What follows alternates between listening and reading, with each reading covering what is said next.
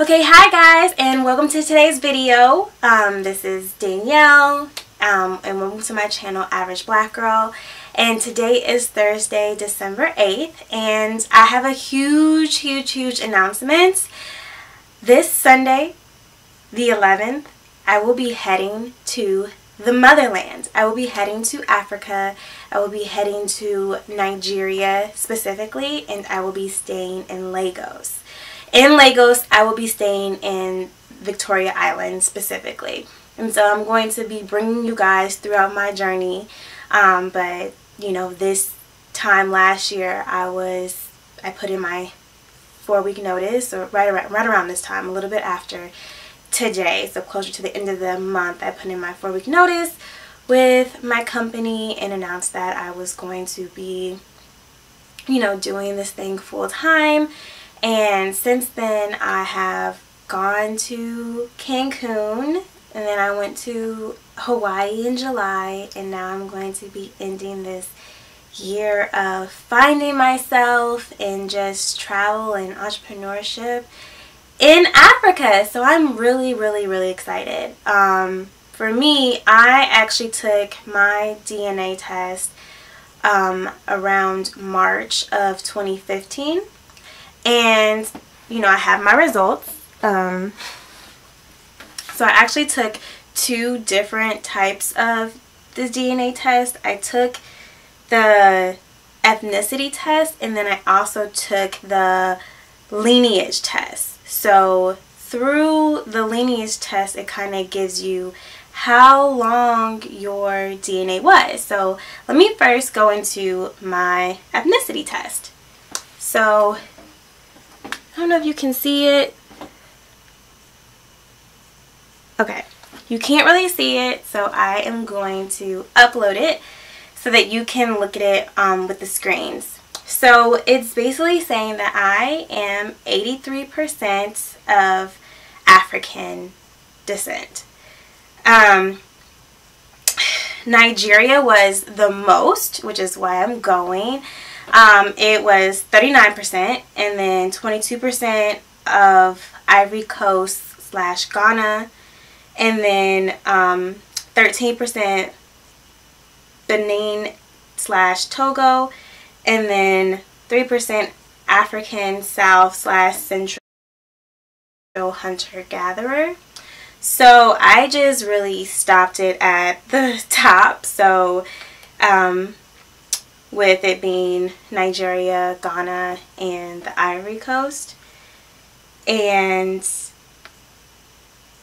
since I have taken the test and moved back, so when I moved back, I, you know, went to the University of Illinois in Champaign-Urbana, and so I was pretty active on campus, and I joined a lot of different organizations. One of the organizations that I did join was the African Cultural Association, and there I was just able to kind of experience the African culture from people that, you know, still have ties in Africa directly. They weren't affected by slavery. They are African immigrants, or one of their parents are African immigrants, or both, and things like that. And I just kind of embraced it. Like, I really pride myself on being able to get along with anybody and work a room regardless of the genetic makeup. But because of that, like, some of my really good friends are from all over. I have really good friends that are Haitian, really good friends that are Brazilian, really good friends that are African, specifically Nigerian, specifically Ghana, Ivory Coast, you know, all over. And because of Facebook, you can kind of keep up with everybody without actually having to do that texting work or that phone work. Like, if somebody puts something up there that is a life event, you are able to then reach out directly. And I'm on Facebook all the time because Facebook is my #1 platform. Not only does it bring me the most revenue, but it's how I use my social media presence. It's how I am out for the world. That's how I first started when I was doing Average Black Girl. Social media wise, you know, I started here first with the YouTube, but we're doing really well there.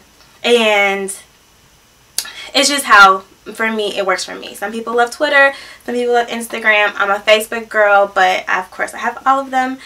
But anywho, so that's just kind of how it works. So, and y'all saw Sade, she was in my video before. You know, Sade's half Nigerian, half African American. So it just kind of worked.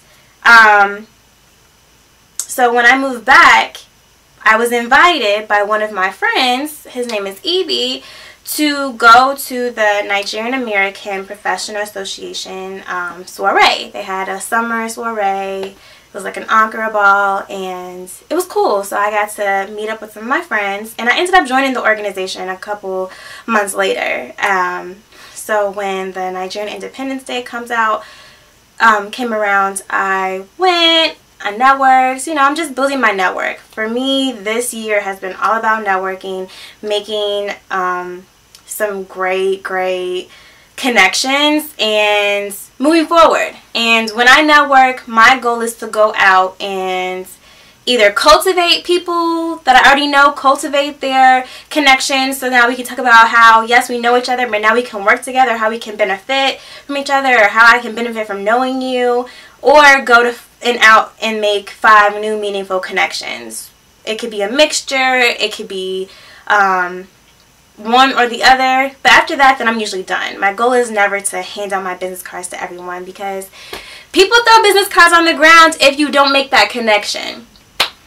So back to the story. So I went there, and I just, you know, embraced it, and I've been going to different events. Things have been cool.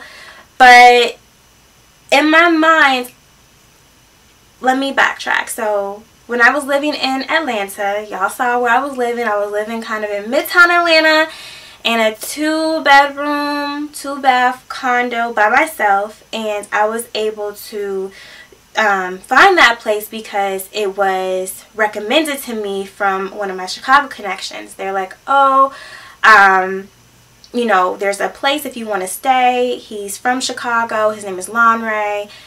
Do you want to use it? And I was like, yeah, let me check it out. So while I'm interviewing for my Atlanta position, I am looking at the condo. And I'm like, okay, like, if I get the position, I'll definitely look up. So, you know, a week later, I get a position. I end up taking it. But when I went up there to see it, I recognized him. I was like, oh, you're Lonray. Like, you are with the Boy Illinois. And if y'all are not familiar, the Boy Illinois is a rapper. And he went to my college. And he had actually connected me to do some work with my former landlord. But I had gotten the job with Coca-Cola, and I had moved to Orlando before we could, you know, start anything. But I had already met people. So this is the power of networking. And it's happening. So I just wanted to be a push to you. Like, this is real. Like, people are like, oh, those are stereotypes that Black people don't look out for each other. Or there's this, you know, really horrible divide between Africans and African Americans. You know, like I said, this is just my story, and this is what has happened. And I'm very blessed that people from all different types of the diversity of Black nationalities and are able to have come together for me for my greater good throughout different areas of my life. So I knew him. We ended up doing that. I was his tenant, and everything was cool. So Lonray Masha was my landlord while I was his tenant for almost 2 years. And while I was there, he was living half in Nigeria, half in Chicago, doing a few different things. So when he would come to Atlanta to do work or do stuff with connections, or to do work with the building or whatever, I would talk to him and help drive him around and stuff, because he, you know, didn't have a car there. And he was like, if I ever wanted to come to Africa, I could stay. Because when he would come to Atlanta, I would let him stay. Like, he didn't have to get a hotel. He could, you know, stay and do whatever he had to do while I was working and stuff. And at that time, I was working full-time, so I only had, you know, 3 weeks paid vacation and maybe another week of personal time off. So 4 weeks total for the whole year. So my chances of going to Africa were like, about 30%. I mean, I could go for like 2 weeks, but who wants to travel for, 24 hours to stay for 2 weeks? You're going to be like jet lagged for the first 2 days. So I was like, yeah, I'll definitely keep you in mind if I ever want to go to the motherland, because I'm, just took my DNA test when he offered, so I was like real geeked. So, fast forward to this year where I work for myself and I can stay anywhere for as long as I want at this point. Close to October, I was like, okay, I think I want to do this. So when I was applying for the Richton Park Library stuff, I made sure that after November 21st that I wasn't doing anything, so I could have all of December to do it, because I've talked to enough people go home for Christmas, so it's going to be real lit during that time. So if I'm going to go and experience it, I would want to experience the entire culture. I want to experience a holiday. So, Christmas and Easter was what I was told, like, that are really big holidays in Nigeria. So I decided to go for Christmas. And so I'll be going for a month, for 30 days. He helped me with the visa stuff, because you need a letter of invitation and a whole bunch of other stuff, and we're good to go. So I will be there from December 11th to January 11th, and I am really, really excited. One of the things that I'm looking forward to, well, I'm looking forward to just embracing the culture. And I like to travel, so I've been to Brazil, Australia, the Dominican Republic, Haiti, Jamaica, just to name a few. So I really like to travel. This is something that I really adore. And I love experiencing Black culture. Like, if you haven't gone and you're in the United States, everyone needs to go to Canada for Caribana. Like, you can drive there.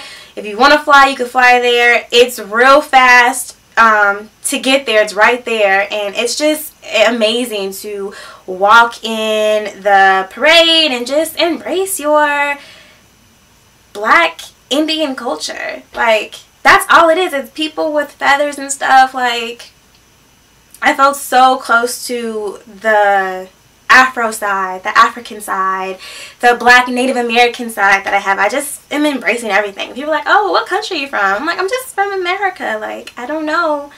But now I do. Now I have my DNA test. I can get into it a little bit. But, I just think embrace it. Like, that's the beauty of being an African American. You can kind of pick what you like and hold on to it, and like, who's gonna check you? Like, no one. Like, it's you're allowed to look into your culture, to embrace your culture, to embrace a part of culture that's your history. So one of the main things I'm excited to do is definitely the warm weather, because I'm in Chicago right now and it's getting a little cold. But I want a lot of African fabric and African garb. I'm excited about doing the gilet for my hair and learning how to do it, and being able to kind of mesh that into my wardrobe when I come back. Like, just some African-centric vibes and stuff. I feel like that's something that I'm really excited to do, and I can't wait to embrace it. Also, just talking with people. I love, like, living and getting that experience. Like, when I went to Brazil, the first time I studied Afro-Brazilian culture and stayed for 3 weeks, I loved it. I found my twin there. That's another day, another time, but I found my twin. People were asking me directions. I just look very Brazilian. Like, I fit in there. Like, there's definitely the connection between our ancestors and the Americas, and I'll leave it at that. Whether it be we have the same Black natives plus the same slave ship plus whatever, I'm all for it. And I strongly suggest going to Brazil too, but I'm excited for just the culture, dancing, going to some of the parties, and just living, because I'm going long enough where I'm living. I feel like after the first week and a half, it's no longer a vacation. I'm just diving myself completely, immersing myself into a culture that is mine, that part of my people come from, that is pre-westernized culture. Because I'm always wondering, what was America like prior to slavery? Like, we see there's all these pyramids around in Americas. There's all this hieroglyphics and stuff. What does that mean? But now I'm able to go to where, you know, that language is still around. It wasn't compromised due to Western civilization. So I'm really, really excited. I'm also going to be taking the other two DNA tests, the 23andMe and the African Ancestry one. I'm interested in taking all of them so I can kind of cross-reference and see, are they lying, are they not, what's going on? Or if there's another part, they can tell me even more. Like, I would love to know, okay, I'm Nigerian, but am I Igbo, Yoruba, both, what? Who knows? But right now, the person I'll be staying with is Yoruba. So I've been downloading this app called Yoruba 101 and been practicing a little bit. For me, now that I kind of experienced all this and had some time to think, my children, when I have them, they will definitely know Spanish. Like their mama, I know from Spanish. I took it in college. They will know French. They will also know an African language. I feel like that's what the next generation needs to be the best of whatever they want to be. So that's something that I want to do now that I didn't know before. Now my maternal lineage. So this was exciting because my maternal lineage was basically, so the maternal lineage is for my DNA passed down from the women's side. So it was really dope. My results show that I am part of the haplogroup L2A, and that type of origin is from Central Africa, and my time of origin is 70,000 years ago.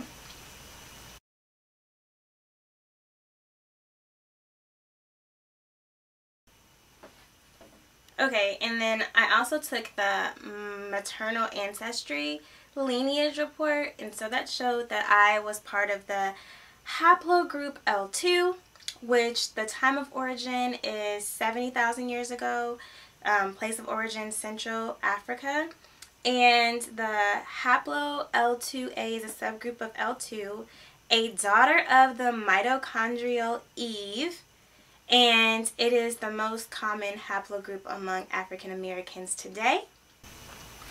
So the mitochondrial DNA basically says that all mitochondrial DNA stem from one woman, and that she possibly lived around 200,000 years ago in Africa. So when they say, you know, the mother of the universe or the mother of the earth or black woman with the womb in, like, you get what that's saying. It's saying that through my direct lineage, through black women, have came everything else. And what I take from it is that if me and you, whoever's watching, had a baby and our baby genes mutated, that could be the start, or is the start, of a new type of, not subhuman, but a new type of race. So that's very exciting, very interesting. And it's also interesting that it's most common in African Americans. So I'm interested to see what is that a lot of African American women have that. Is it because we was already here?